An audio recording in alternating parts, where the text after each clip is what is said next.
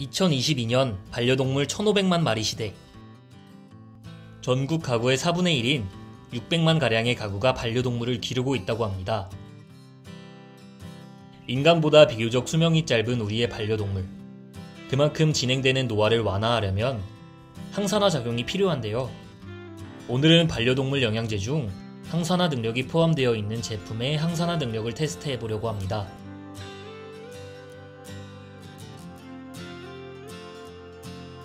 먼저 시험의 편의를 위해 시중에 판매되는 반려동물 영양제 중 액상 타입으로 되어 있는 영양제를 구매하였습니다.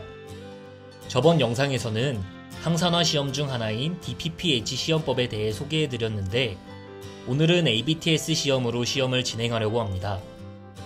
이 ABTS 시험에 대해 설명드리면 자유라디칼이 샘플과 반응을 하여 논라디칼로 전환이 되면서 764나노미터 파장에서 흡광도 값이 감소가 되는데 그 감소된 흡광도 값이 어느 정도인지 백분율로 확인하는 시험법입니다. 조금 쉽게 말씀드리면 항산화 물질이 ABTS 시합과 반응하면 산화되어 투명해지는 원리를 이용해 빛을 투과하여 빛의 흡수량으로 수치를 측정한다고 생각하시면 됩니다. 실험에는 DPPH 실험과 동일하게 분광 광도계를 사용합니다.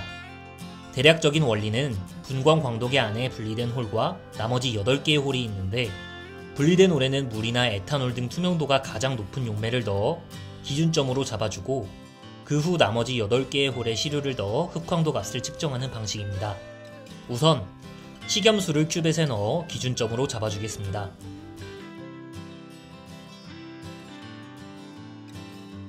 그 후 ABTS 용액을 PBS와 희석하여 시약을 만들어 주었습니다.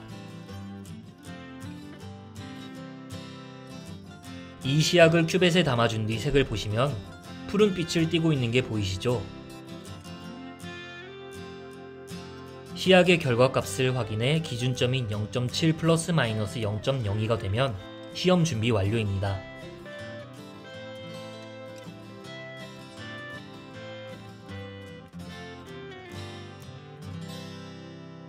우선 반려동물 영양제를 희석하지 않고 아주 소량 ABTS 시약과 반응을 해보겠습니다. 청록빛이었던 ABTS 시약이 순식간에 투명해지는 거 보셨나요? 느리게 다시 한번 확인해 보겠습니다.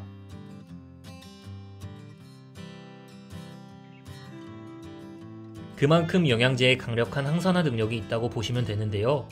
보다 자세한 반응 비율을 보기 위해 10마이크로 대 1mm로 영양제를 희석하여 ABTS 시약과 반응시켜보면 미세해진 항산화 능력 때문에 색이 바로 변하지 않는 게 보입니다. 광도 측정 전에 반응을 보기 위해 6분가량 기다려주겠습니다. 이때 코니칼 튜브 안에서는 전자를 주고받는 산화 환원 작용이 격렬하게 반응을 하고 있는 상태입니다. 6분 후 큐벳에 시약을 담아준 뒤 광도를 측정해보니 0.492라는 수치가 나왔습니다.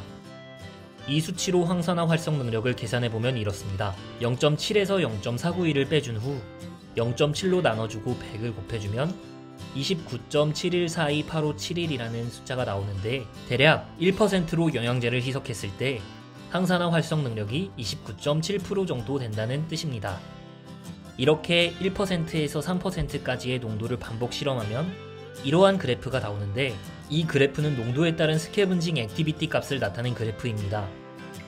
농도가 올라갈수록 항산화 활성 능력이 100%에 가까워지는 게 보이시죠? 이 다음 그래프는 트롤록스와 동등한 항산화 능력을 보여주는 그래프인데요.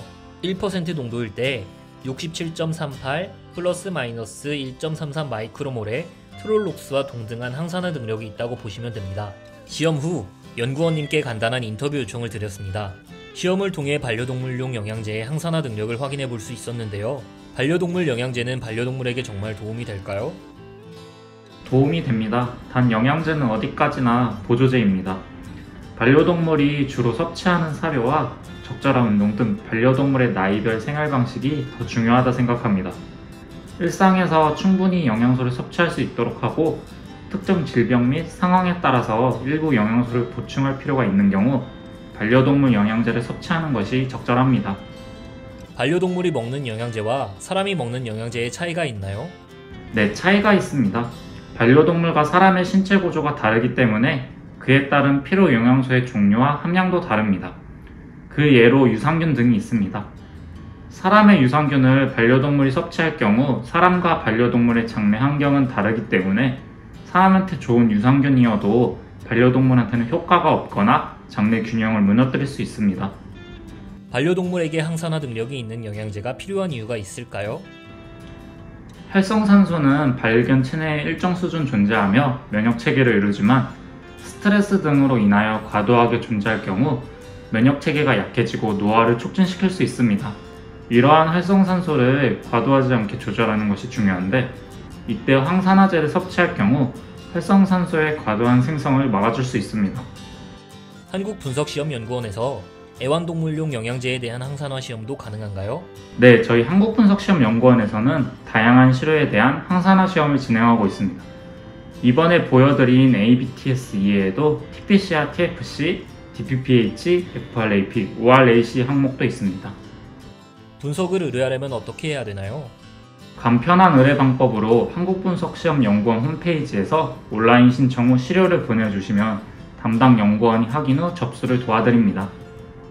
소중한 가족이 되어 우리 곁을 지켜주는 반려동물. 그만큼 평소에 해주는 건강관리도 중요한데요. 반려동물 특성에 맞게 영양을 보조해줄 수 있는 식품이나 영양제로 반려동물의 건강을 관리해준다면 보다 행복한 추억을 만들 수 있을 것 같습니다. 하지만 너무 영양제에 의존하기보다는 평소에 스트레스 및 기본적인 건강관리부터 해준다면 더욱더 좋겠죠. 지금까지 한국분석시험연구원 KTR이었습니다. 다음에는 더 유익한 영상으로 찾아오겠습니다. 감사합니다.